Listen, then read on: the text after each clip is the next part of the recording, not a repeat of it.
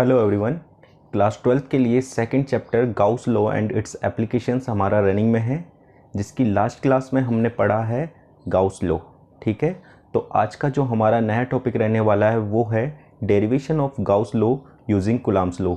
कहने का मतलब इसमें हम गाउस लॉ को डिराइव करेंगे यूजिंग कूलम्ब्स लॉ। ठीक है, तो देखिए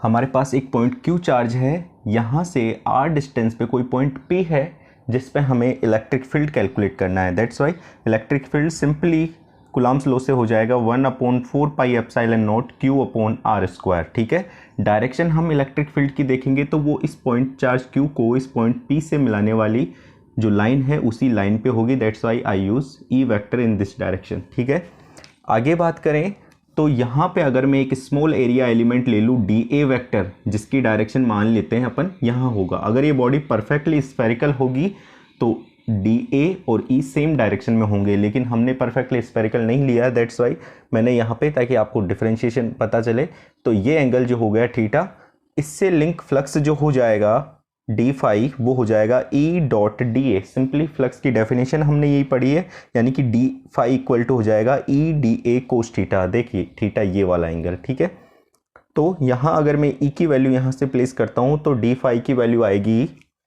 Q/4πε0r²। ये वैल्यू यहाँ से प्लेस कर दी, और DA कोस थीटा। ठीक है, अब इसमें अगर हम देखें तो DA cos theta upon r², ये जो पूरी वैल्यू है ये इस एंगल सॉलिड एंगल जिसको कहते हैं D ओमेगा, इसके इक्वल होगी। देखिए आप एक चीज़ को अज्यूम कीजिए, मान लीजिए बॉडी परफेक्टली स्फेरिकल होती तो उस केस में कोस 0 हो जाता, फिर बच जाता हमारे पास यहाँ पे DA अपॉन r², है ना, सरफेस पे कोई एरिया अपॉन रेडियस का स्क्वायर, और ये जो होता है ये सॉलिड एंगल के इक्वल होता है। अब यहाँ कोस थीटा आ रहा है, कहने का मतलब इस एरिया वेक्टर एलिमेंट DA का E वेक्टर की डायरेक्शन में जो कंपोनेंट होगा वो होगा DA कोस थीटा।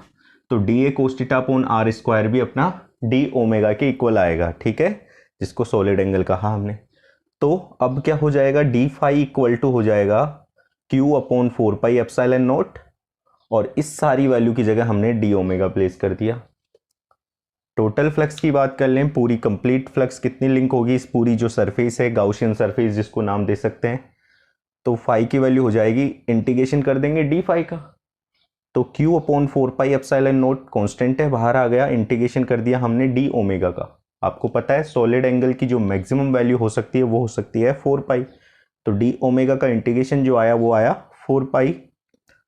फाई की वैल्यू हो गई Q/4πε0 इंटू 4 पाई, तो 4 पाई से 4 पाई कैंसिल आउट हो जाएगा। फाई की वैल्यू क्या हो जाएगी Q/ε0, कहने का मतलब total enclosed charge divide by permittivity of vacuum. ठीक है, अब जो हमारा नेक्स्ट टॉपिक है वो है एप्लीकेशंस ऑफ गाउस लॉ। इस टॉपिक में हम गाउस लॉ को यूज़ करना देखेंगे, अलग अलग ऑब्जेक्ट्स, अलग अलग चार्जेस की वजह से कैसे हम इलेक्ट्रिक फील्ड कैलकुलेट कर सकते हैं। तो इसमें फर्स्ट हमारा एप्लीकेशन है electric field intensity due to an infinite long line charge. एक इन्फानाइट लेंथ का एक लॉन्ग लाइन चार्ज है, इसकी वजह से हमें किसी पॉइंट P पर इलेक्ट्रिक फील्ड कैलकुलेट करना है। तो देखिए शुरू में थ्योरी में हमें क्या लिखना है, consider an infinite long line charge AB of linear charge density lambda, we have to calculate electric field at point P situated at R perpendicular distance. एक इन्फानाइट लेंथ का हमारे पास लाइन चार्ज है, इसकी वजह से इसके किसी पॉइंट O से R परपेंडिकुलर डिस्टेंस पे कोई पॉइंट P है जिस पे हमें क्या करना है, इलेक्ट्रिक फील्ड की इंटेंसिटी कैलकुलेट करनी है।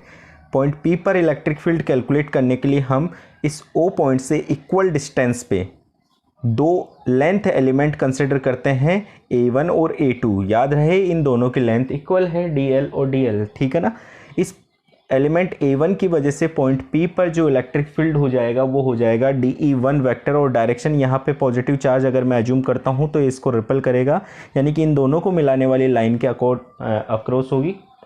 सिमिलरली A2 की वजह से DE2 जो हो जाएगा वो इस डायरेक्शन में हो जाएगा, और उसकी डायरेक्शन देख सकते हैं, यहाँ पॉजिटिव चार्ज अज्यूम कर लूँगा तो ये उसको रिपल करेगा, तो DE2 की डायरेक्शन यहाँ आ जाएगी। DE1 और DE2 जो होंगे उन दोनों के मैग्नीट्यूड इक्वल होंगे। क्यों? क्योंकि लेंथ इक्वल है, यानी कि यहाँ पे चार्ज इक्वल है, और दूसरी बात दोनों की जो यहाँ से डिस्टेंस है वो भी इक्वल है। तो DE1 एंड DE2 दोनों मैग्नीट्यूड में तो इक्वल है, बट इनकी डायरेक्शंस ना तो सेम है और ना ही अपोजिट है। तो सिंपल मेथड से हम इनको ऐड या सब्ट्रैक्ट नहीं कर सकते हैं, क्योंकि ये डायरेक्शंस डिफरेंट होने की वजह से हमें क्या करना पड़ेगा, इनके कंपोनेंट्स लेने पड़ेंगे। तो DE1 के पहली बात, कंपोनेंट लेने से पहले इन दोनों एंगल्स की बात करें तो ये दोनों एंगल इक्वल होंगे, क्योंकि ये डिस्टेंस और ये डिस्टेंस इक्वल है। तो ये इनके जस्ट सामने वाले एंगल क्या होंगे, इक्वल होंगे। ये एंगल थीटा है तो ये एंगल भी थीटा होगा, और ये एंगल थीटा है तो ये भी थीटा होगा, सामने वाले एंगल हैं। ठीक है ना।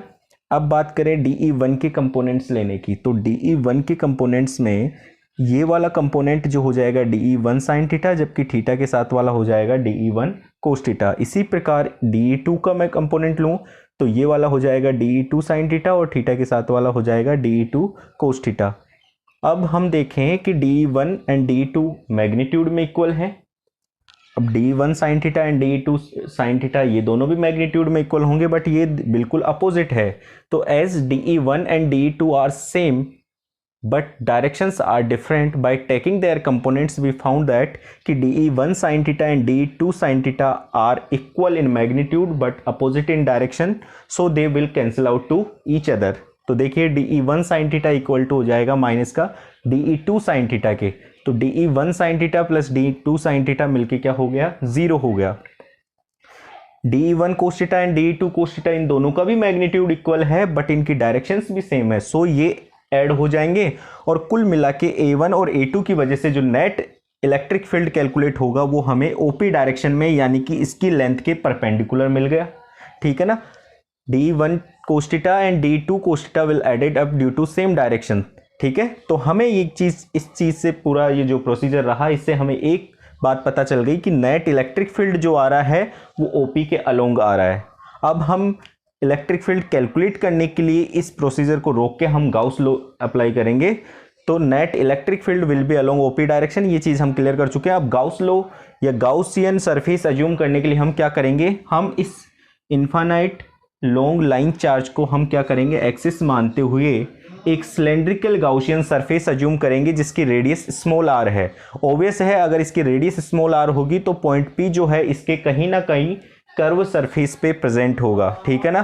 तो यहाँ पे देखिए A1, A2 और A3 ये तीन तरह के सरफेस हो गई। एक अगर इसको सिलेंड्रिकल सरफेस या गाउसियन सरफेस में अज्यूम करूँ तो 1, 2 और 3 ये तीन तरह के इसमें सरफेस प्रेजेंट है। इन तीनों पे देखें तो इलेक्ट्रिक फील्ड की डायरेक्शन हम पहले कैलकुलेट कर चुके हैं, वो इस डायरेक्शन में होगी, है ना। जैसे मैं इस स्टेप की बात करूँ तो पॉजिटिव x डायरेक्शन में। यहाँ पे A1 जो कर्व सरफेस है वहाँ इलेक्ट्रिक फील्ड और एरिया वेक्टर दोनों सेम डायरेक्शन में है।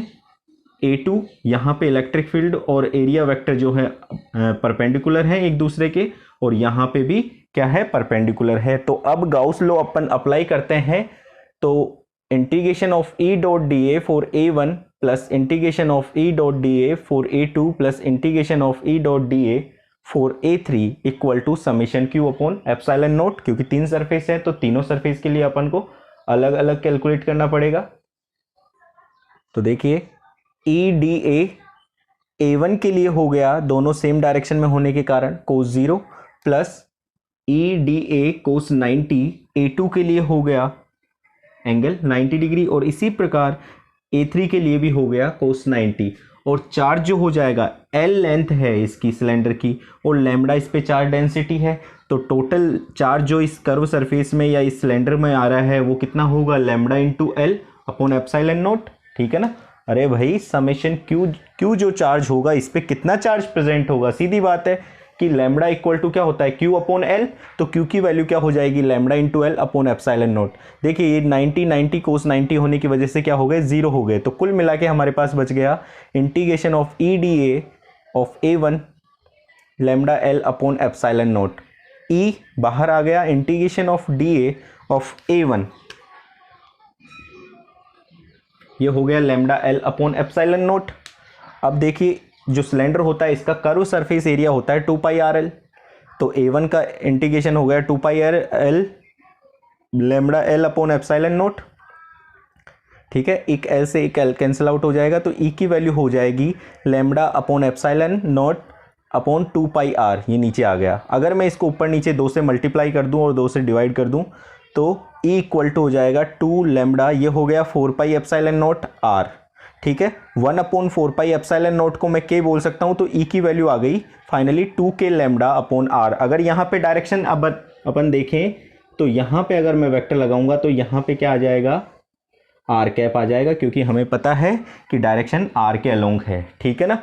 अगर हम वेरिएशन देखें इलेक्ट्रिक फील्ड में विद चेंज इन आर, तो आपको पता है E is inversely proportional to r है, तो ये ग्राफ आपको सिमिलर ऐसा मिल जाएगा, E is inversely proportional to r. ठीक है, तो ये हमारा एक पहला एप्लीकेशन हो गया। अब जो बचे हुए एप्लीकेशन है वो हम नेक्स्ट क्लास में सॉल्व करेंगे। ठीक है, थैंक यू।